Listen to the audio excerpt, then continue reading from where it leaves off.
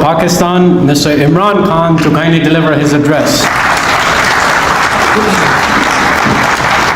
Bismillahirrahmanirrahim. Ambassador Azaz, thank you very much for that. What the Margalla dialogue has so far achieved. The 10 points, I think there were about 10 points which you elaborated. Ladies and gentlemen, I think this is a great beginning.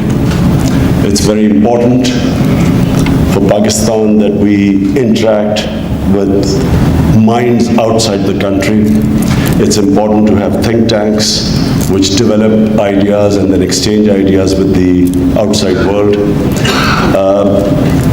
It's important that we portray Pakistan's point of view outside the country. So this is a great beginning.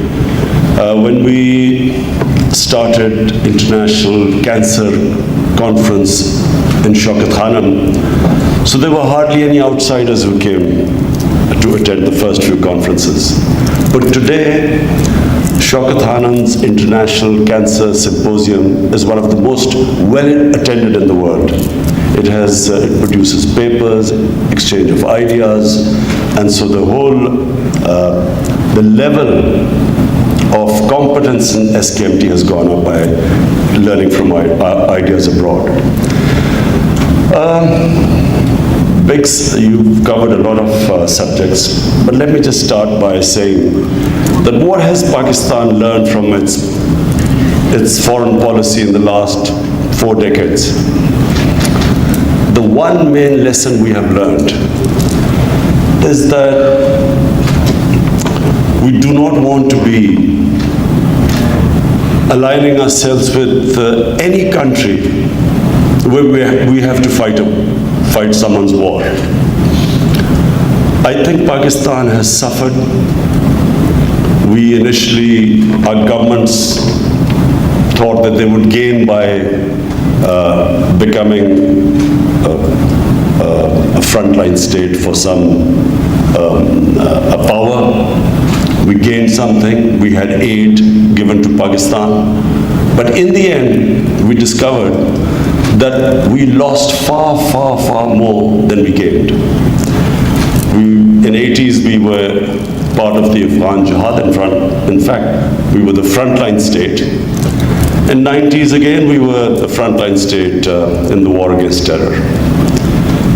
And the impact, joining these two conflicts, the impact it had on our society, I don't think it's been properly analyzed so far. I think if we ever sit down and analyze the negative impact, we will find that a lot of problems we face today date back to the time we became part of the Afghan Jihad, and then the war on terror was a disaster for Pakistan. And so what have we learned? That we will now be a bridge builder. We will try and play the role of a conciliator between rival countries. No longer will we become part of a conflict.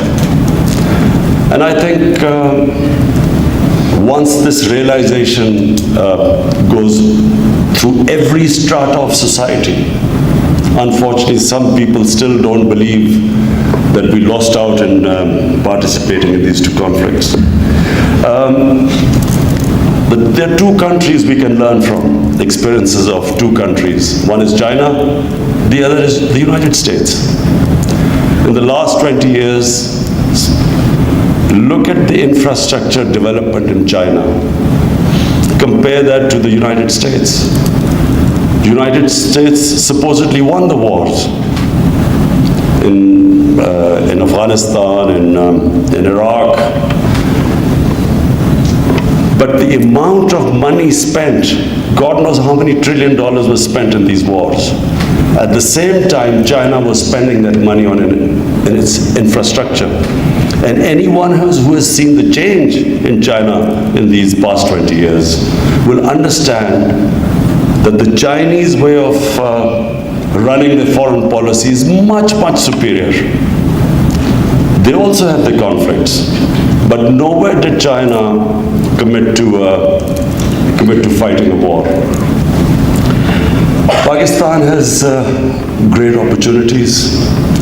As you mentioned, Ambassador Azaz, the geostrategic position of Pakistan is such that if we, from now onwards, put our house in order, and by that ease of doing business, making it easier for investors to come to Pakistan, our visa regime, making it easier to people to see Pakistan. Previously, we made it so difficult for tourists to come to Pakistan. The investors, of course, the war on terror, that put paid to the investors. Meetings would be held in Dubai. Cricket teams wouldn't tour Pakistan. I mean, the last 10 years we have trouble to attracting sports people to Pakistan. So now, what we are trying to do is to make it easy to come to Pakistan. We are opening up all our areas, removing a lot of no objection certificates of going in the northern areas. For me, the most beautiful areas in the world. And at the same time, trying to helping our neighborhood and having peace. I'm very proud to say that Pakistan is playing a very big role in peace in Afghanistan. We are hoping that the recent developments will move towards a ceasefire, talks, and a political settlement in Afghanistan. Not easy, but it's the only way which the world now recognizes. The only way forward is a political solution rather than a military one. Iran, Saudi Arabia, one of Saudi Arabia has always been a friend in need for Pakistan. Whenever we've needed help, Saudi Arabia has been there. And I can never forget my government when we came into power, the sort of economic challenges which we faced, Saudi Arabia was the first country to come forward and help us. And Iran is our neighbor. In times, we can never forget, in the 60s, when Pakistan was involved in a conflict, Iran came to our help. So, one friend, one neighbor, facing a conflict situation, again, I'm very pleased to say that Pakistan is trying its best, has done its best to make sure that there is not a conflict in our neighborhood, having already suffered what is happening in Afghanistan and the war on terror in Pakistan. We tried our bit. President Trump asked me to have a talk with the Iranian leadership, trying to promote a dialogue between the Iranians and the Americans, and hope it works out, because the last thing the last thing we want is another conflict starting in Iran or the Middle East. Our relationship with China is better than it's ever been. China offers us the greatest hope of improving productivity in Pakistan. Agriculture is the mainstay in our country, and China has come forward and offered us new technologies. There are exchanges taking place, and if we can just double our yields, in China the yields are 3 times, 4 times of Pakistan. Even if we double our yields, Pakistan becomes a net exporter of agriculture products. On top of it, the special economic zones, which I noticed you also mentioned, we are working on them to ask the Chinese industry to relocate in Pakistan, and we are working on that. China is also helping us in various technologies. We are setting up a university in Pakistan where China is going to help us in the latest technologies of artificial intelligence and so on. The problem is India.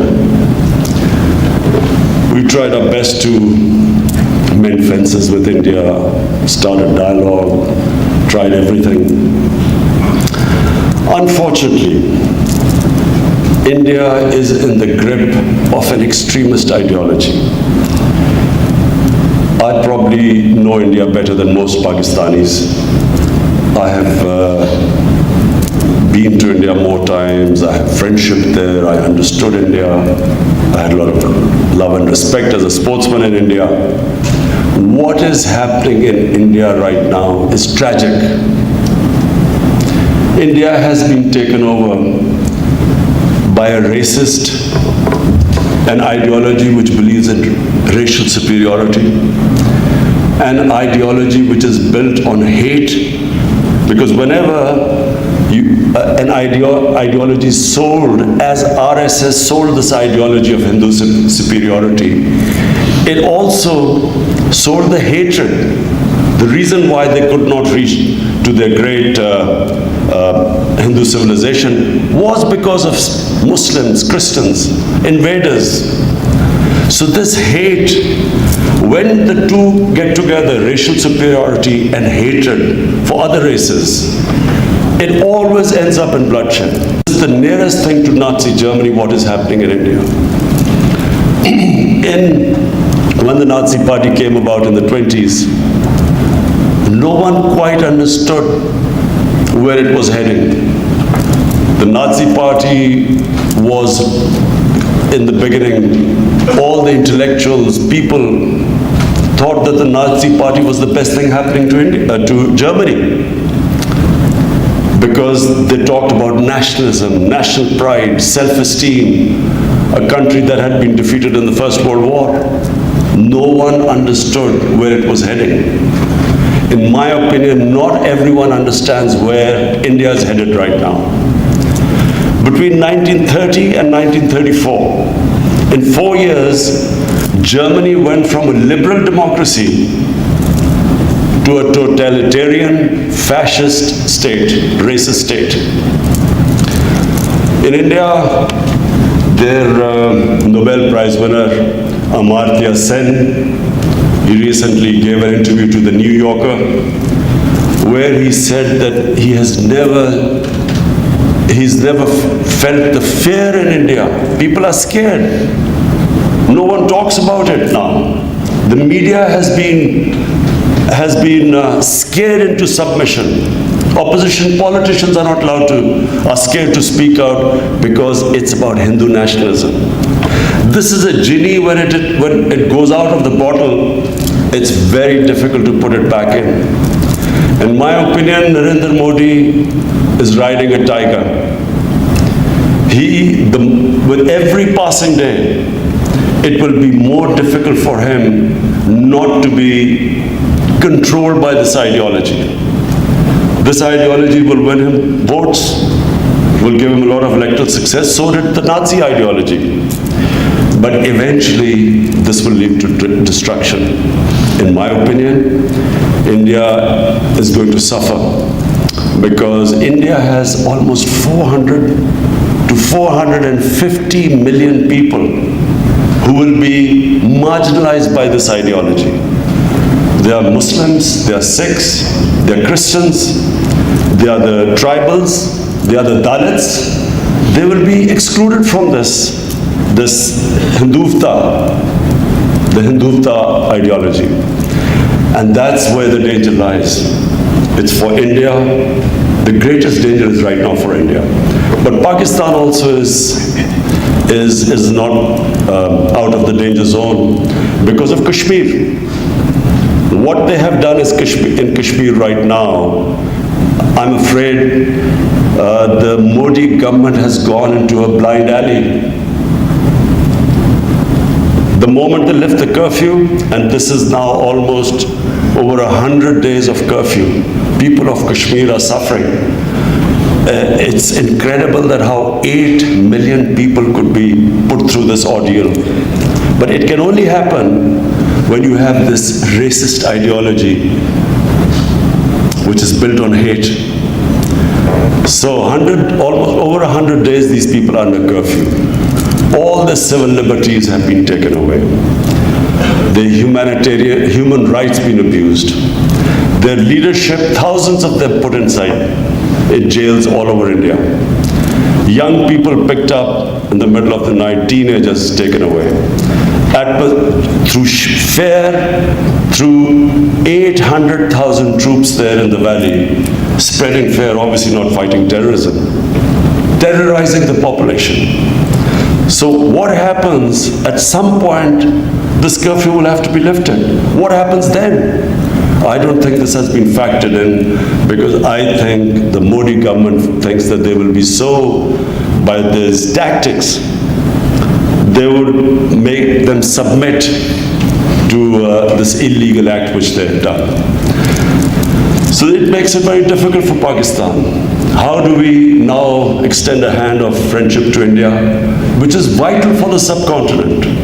Peace is, for the long-term future of the subcontinent, is vital.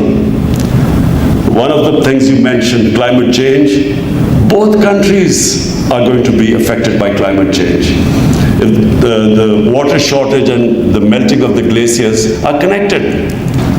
And so, rather than the two countries fighting together, climate change, poverty, huge issue of poverty, we are now stuck in the situation where this extreme ideology has taken over 1.3 billion people armed with nuclear weapons. And that's why, in my opinion, it's beyond Pakistan. The world has to step in.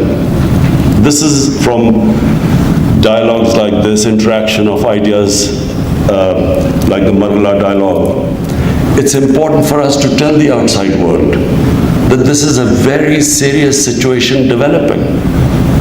I repeat, no one thought that when the Nazis started off, that by the end there will be about 50 to 60 million people dead.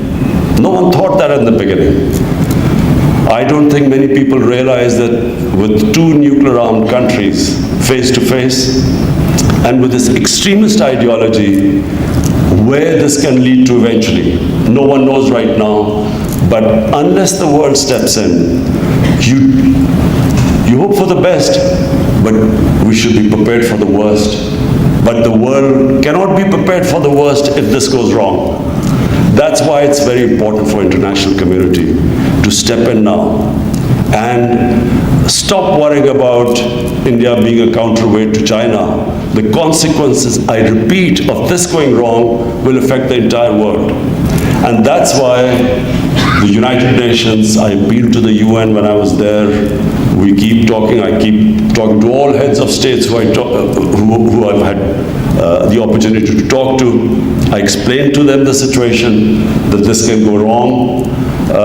And fortunately, I feel that from 2 months back when I used to talk to them to now, I feel that there is much, much more awareness of the seriousness of the situation which is taking place in India. Aside from this situation developing on the Eastern Front, I'm very optimistic.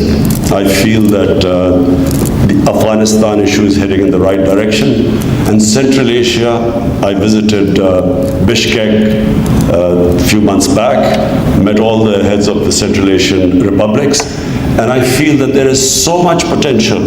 The moment there is peace in Afghanistan, the connectivity with Central Asia, there is enormous potential for Pakistan and those countries which are landlocked.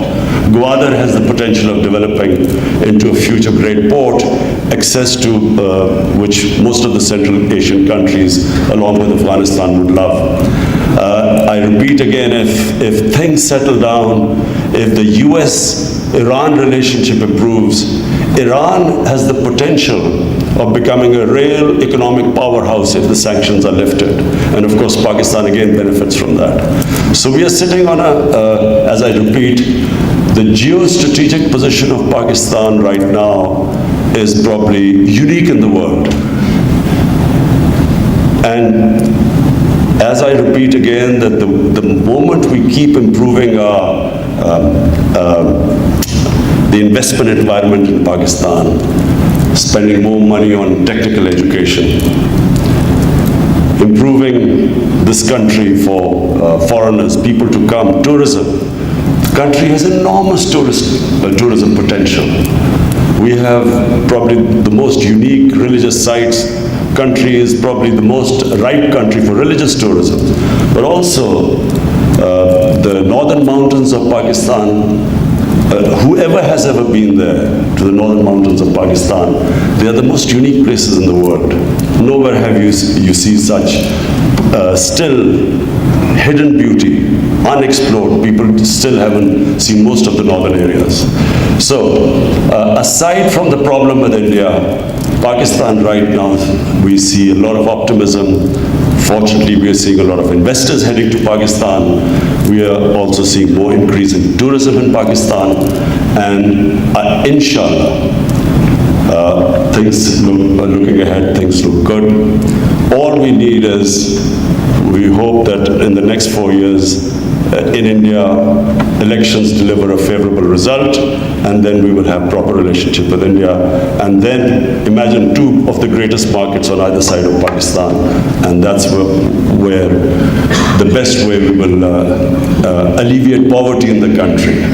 We have a young population, we want jobs for them. The best way is if we can open trade all 360 degrees. If trade opens with Pakistan, this is where we will be able to provide jobs for our people and lift people out of poverty. Again, thank you for inviting me here, ambassadors, ladies and gentlemen. I'm really pleased that this dialogue has started, and I hope that we will keep improving this and make this into a real annual event internationally. Thank you.